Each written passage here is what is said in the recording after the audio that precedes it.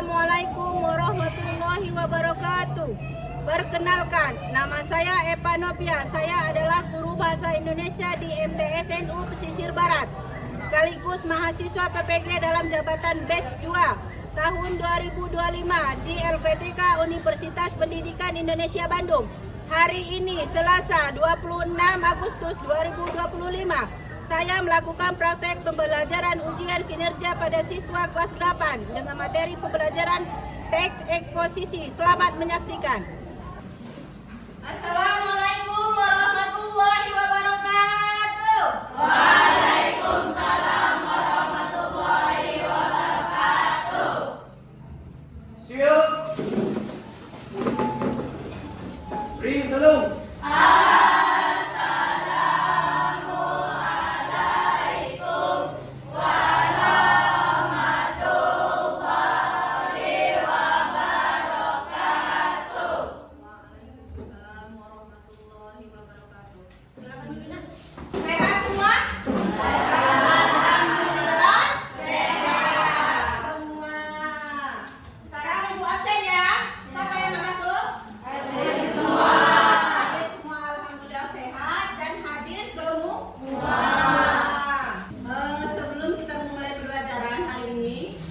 Makanya sebaiknya kita bersama-sama berdoa. Silakan ketua kelasnya memimpin. Untuk mengawali pembelajaran pada pagi hari ini, ada baiknya kita berdoa. Berdoa mulai.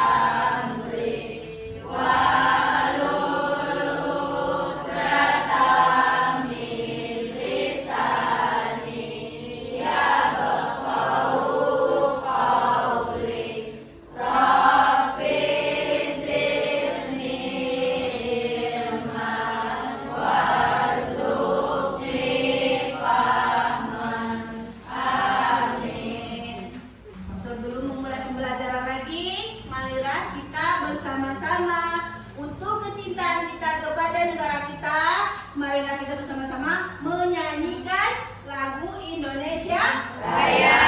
Raya. Indonesia tanah airku, mana tumpah darahku. Di sanalah aku berdiri, dari pandu ibuku. Indonesia kebangsaanku, bangsa dan tanah airku. Marilah kita berseru, Indonesia bersatu.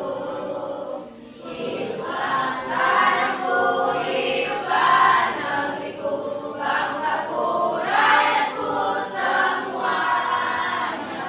Bangunlah jiwanya, bangunlah badannya, untuk Indonesia Raya.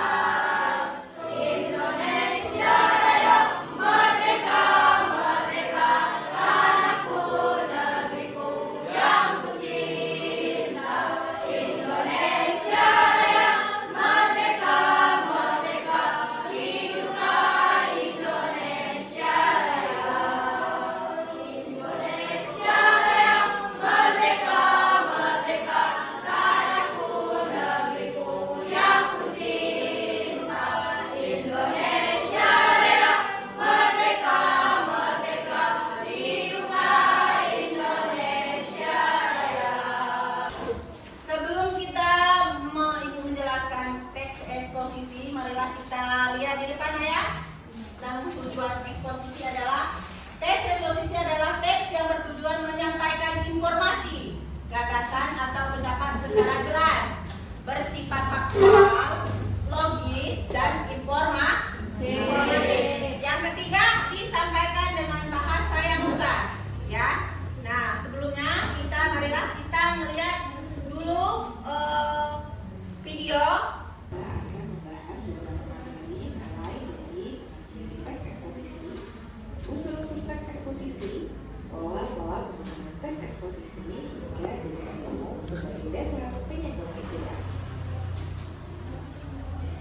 pertama kita akan membahas terkait pengertian teks eksposisi. Seperti yang kalian lihat, teks eksposisi merupakan teks yang bertujuan untuk memaparkan, menjelaskan, serta menerangkan suatu masalah, yang mana informasi yang disajikan disampaikan secara objektif, singkat, jelas, dan mudah, sehingga dapat menambah wawasan serta pengetahuan membaca. Selain itu, untuk melengkapi informasi yang disampaikan, teks eksposisi juga bisa dipakai gambar, grafik, diagram, atau fakta-fakta lain berupa data statistik dari sumber terpercaya, agar pembaca benar-benar memperoleh pengetahuan yang bermanfaat. Nah, berikutnya kita akan membahas terkait unsur teks eksposisi. Sebuah teks eksposisi digabung oleh dua unsur utama, yakni gagasan dan juga makna. Nah, agar lebih jelas, kita akan membahas satu persatu unsur tersebut ya. Yang pertama adalah gagasan. Gagasan sendiri merupakan ide atau pendapatnya yang isinya berupa pernyataan seperti komentar, penilaian, saran, dorongan, maupun kritikan. Di sini sudah ada salah satu contoh gagasan yang berbunyi, pengelolaan hutang tidak menunjukkan adanya tanda-tanda perbaikan dibandingkan tahun sebelumnya. Kalimat tersebut merupakan salah satu contoh gagasannya karena berisi pernyataan berupa penilaian, yang mana penulis mengutarakan pendapatnya terkait permasalahan pengelolaan hutang yang dinilai tidak menunjukkan perbaikan dibandingkan tahun sebelumnya. Nah, unsur yang berikutnya adalah fakta. Fakta sendiri merupakan keadaan, peristiwa, atau sesuatu yang nyata serta benar-benar ada dan terjadi.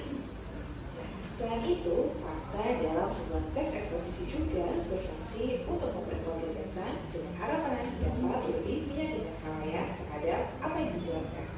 Dan di sini juga sudah ada salah satu contoh kalimat yang berupa fakta ya. Selama bulan Januari sampai Oktober, 45% dari keseluruhan titik kebakaran terkonsentrasi di Provinsi Riau. Kita sedikit dulu lah, ya. SPT-nya mangga, apel. Mangga, silakan duduk. Apel, berdiri. Ngerti? Sudah paham? Sudah paham. Sekarang berdiri semua.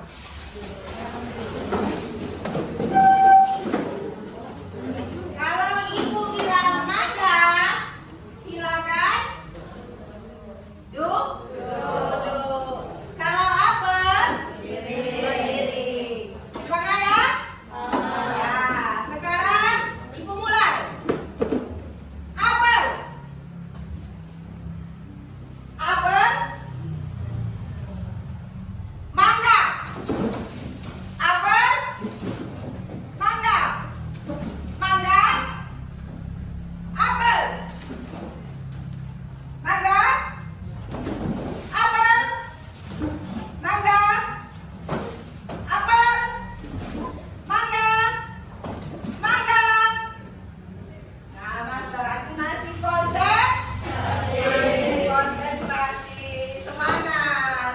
Sekarang tadi udah dijelaskan ya tentang apa? Tentang teks eksposisi. Tadi udah dijelaskan. Yang satu yang ibu lihat, yang pengen ibu coba.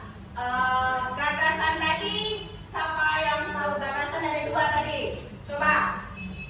Gagasan ada dua tadi. Siapa yang bisa?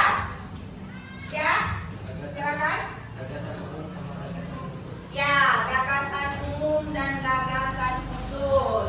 Yang kedua, ibu kasih pertanyaan yang kedua. Teks eksposisi. Teks eksposisi itu apa pengertian dari teks eksposisi? Silakan. Ayo, coba. Yo, silakan ya.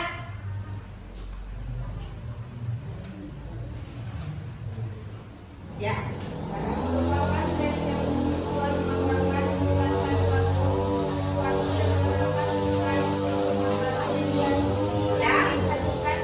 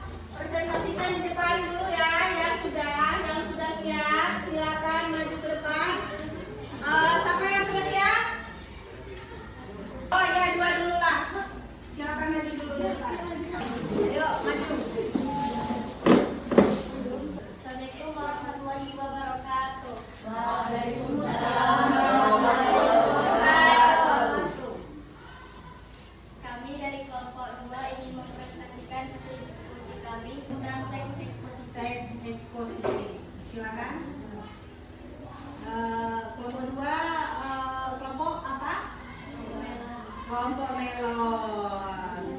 Tepuk tangan biar semangat.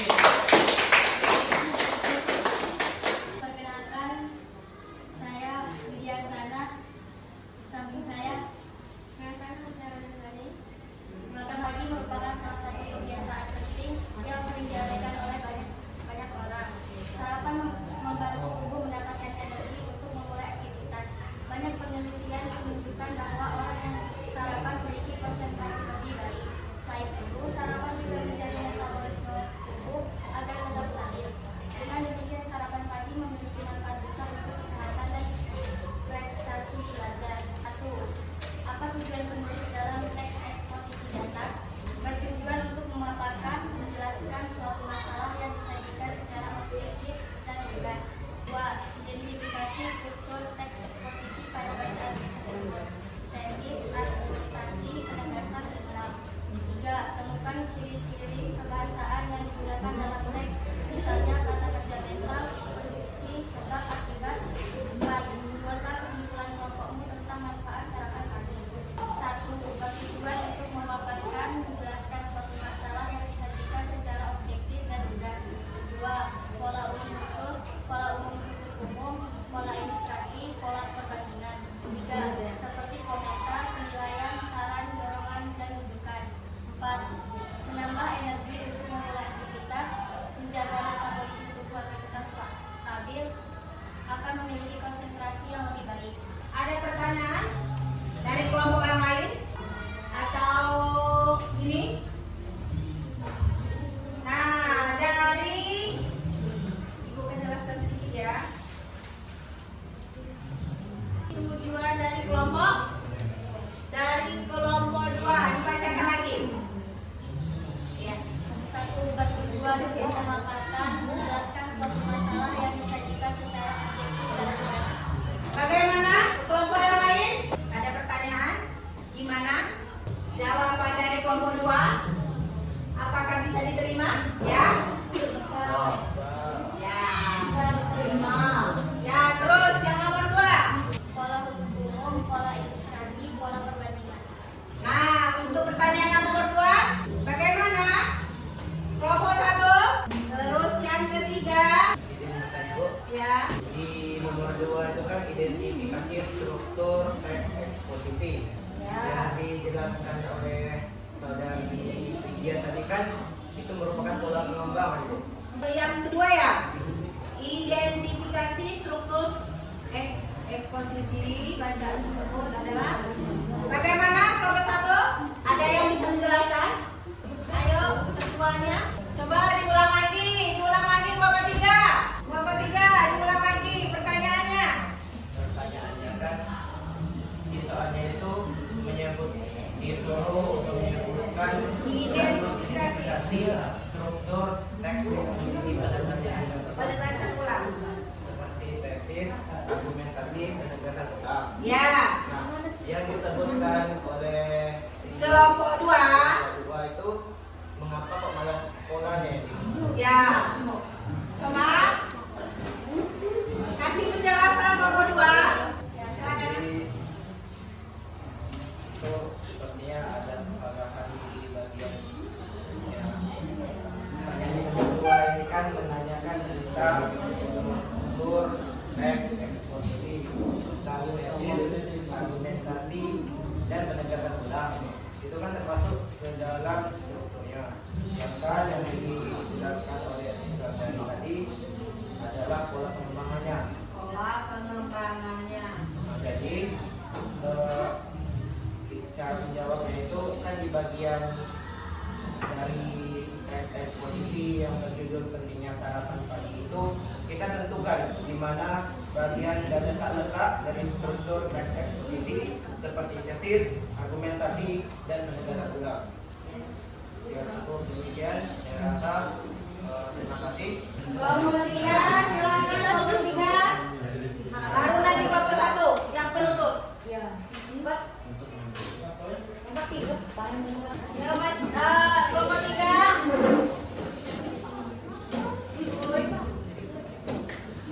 Kelompok 3. Satu di tangan di atas, sebelah kanan. Sebelah kanan dan di atas.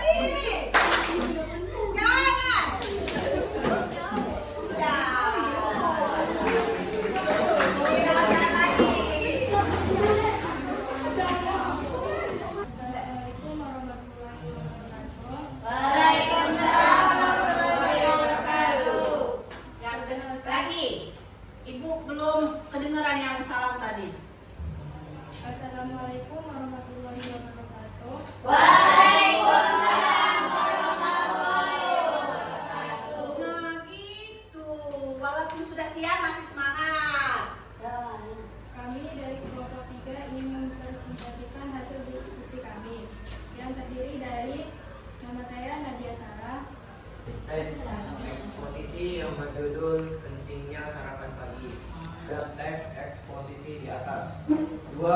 Identifikasi struktur teks eksposisi pada bacaan tersebut seperti tesis, argumentasi, dan penjelasan ulang.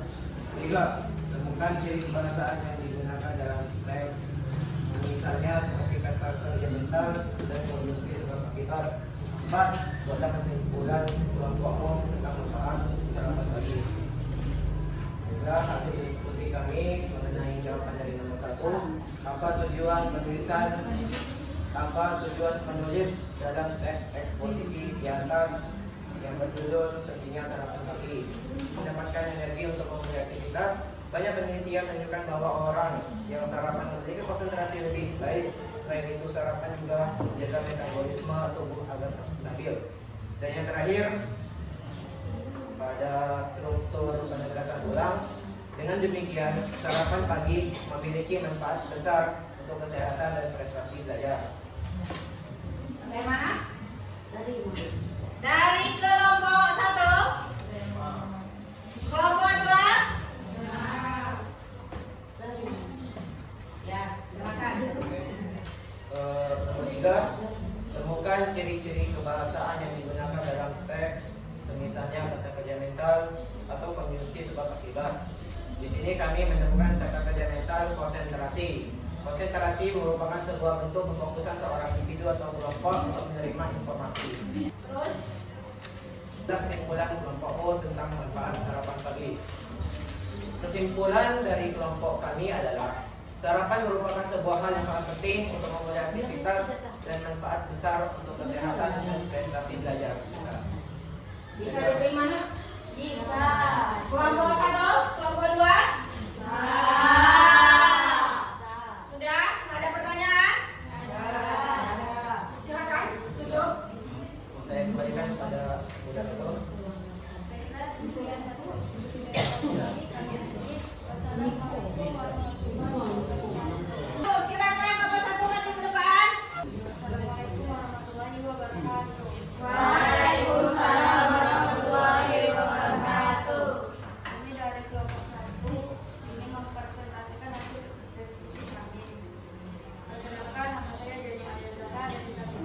Sarapan membantu tubuh mendapatkan energi untuk memulai aktivitas. Banyak penelitian menunjukkan bahwa orang yang sarapan memiliki konsentrasi lebih baik. Selain itu, sarapan juga menjaga metabolisme tubuh agar tetap stabil. Dengan demikian, sarapan pagi memiliki manfaat besar untuk kesehatan dan prestasi belajar. Untuk pertanyaan diskusi, 1. Tujuan penulis dalam teks eksposisi di atas. 2. Identifikasi struktur teks eksposisi pada bacaan tersebut. Tesis, argumentasi, penegasan ulang. 3. Temukan ciri kebahasaan yang digunakan dalam teks. Misalnya kata kerja. Sudah? Sudah. Sekian dari saya. Assalamualaikum warahmatullahi wabarakatuh. Ya, silakan.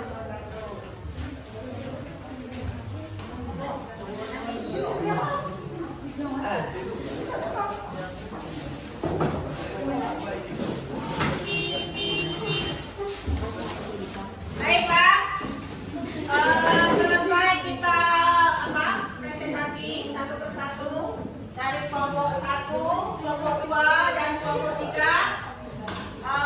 telah menyampaikan presentasinya masing-masing. Ya, kita menarik kesimpulan. Yaitu kesimpulan dari teks eksposisi tadi, ya. Teks eksposisi, coba Ibu ulangi lagi. Yakni teks eksposisi tadi apa nak?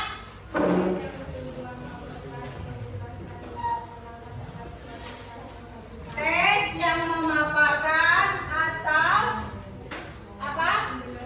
Menjelaskan permasalahan dengan tujuan, ya, dengan tujuan apa? Menyampaikan, menyampaikan apa? Coba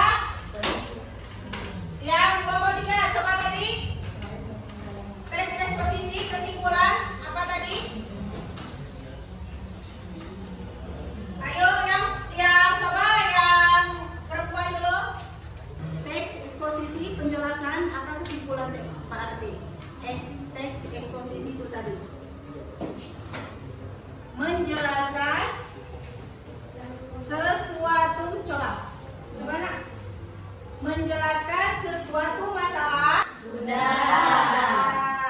Nah, baiklah. Untuk mengakhiri pembelajaran kita hari ini, boleh kita breaking dulu sekali lagi? Boleh.